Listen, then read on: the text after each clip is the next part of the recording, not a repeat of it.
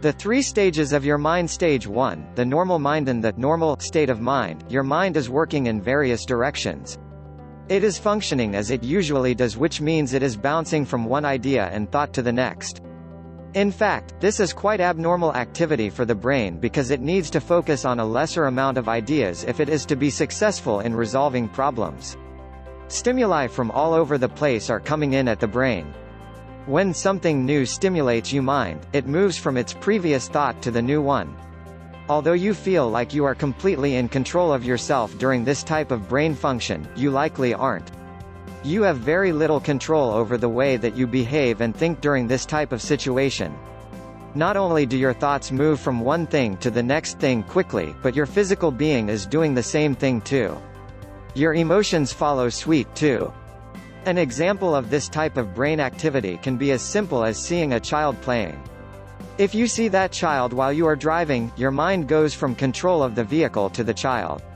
She's cute, playing and riding her bike. Then, your mind moves to thoughts from your own childhood. You feel good and smile at the happy memories. Of course, it doesn't always play out so innocently. You can go through these same thought and emotional processes with negative images too. Consider if that child was a teenager, doing something that they shouldn't be.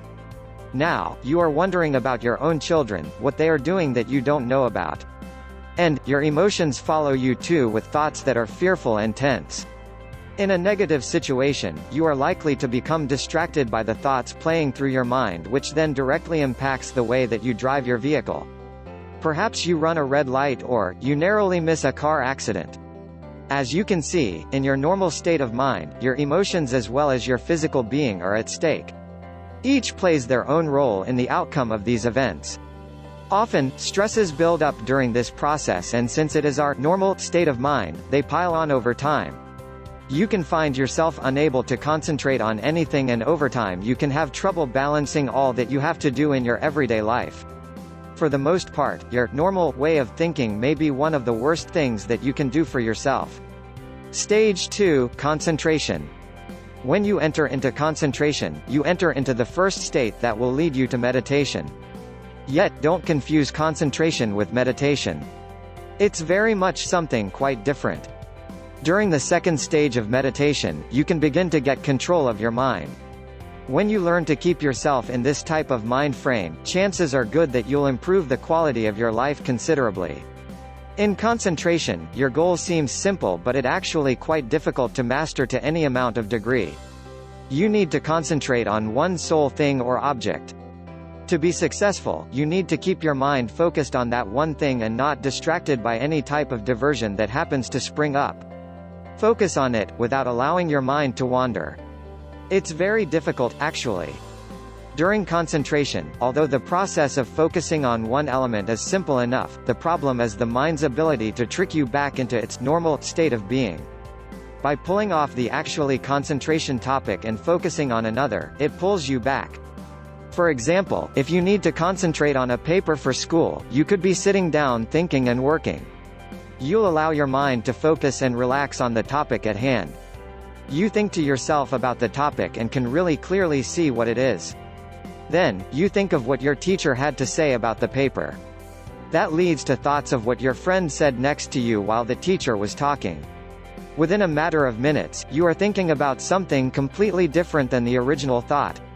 The end result is that you are distracted so much so that you are back at the normal stage of thinking, having accomplished little in way of concentration. That's not what will help you. The goal with concentration, though, is to realize what's happened. When you can realize that you've been distracted and that your mind has fooled you into making its own decisions, then you can come back and actually concentrate. When you can master the art of keeping your mind focused and concentrating, you will experience a new type of thinking. You'll be able to relax more and you'll be able to actually feel better about life. That's an amazing feeling. Stage 3, final meditation. In meditation, the third stage of the process, you enter a completely different realm. Now, you are able to fully concentrate on the object or thought that needs to be accomplished without falling for any type of distraction. Here, no distractions or mind tricks happen to you during the process. It's a stage that you should strive for because it really can offer you a new way of looking at things. In many ways, you'll be able to fully focus so much so that you can better understand and educate yourself. You make better decisions that are focused. During concentration, your mind is only really concentrating on the objects you presented in a minimal way. Distraction breaks the continuously stream of concentrating thoughts. This leaves you with having to recognize the problem and to go back and change it. In meditation, though, this is no longer the case. Now, you are keeping an ongoing stream of thought moving. There's nothing breaking it and nothing that is able to pull your mind from it. This is the ultimate experience in meditation because of the amount of focus it provides you. In an example of what meditation can do for you, consider this. If you think about just one topic, over and over again, anything and everything connected to that topic will come to you in one form or another. Let's say that the word that you use is that of love. If you think of love in a meditation stage, you concentrate on that one word which leads to other love terms. You love something, you love someone, different types of love, and so on. Eventually, you have connected virtually every way possible to love. You physically feel it, you emotionally feel it. You have thought everything about it. And, eventually, you have connected everything you can to love. When you have achieved this type of meditation, you've elevated yourself to a new enlightenment. You've gone far beyond the simply level of concentration. Now, you have entered the final stages of meditation, which is called contemplation. This part of the final stage of meditation is the very best level of consciousness that your mind and body can enter. Although it takes some time to work through these various processes to achieve this level of understanding, the end result is well worth it. Visit my blog, http://1min5.blogspot.com/ and if you are looking for a solution to unlock the subconscious power, I recommend you click the link in the description. Thank you for watching and see you next time.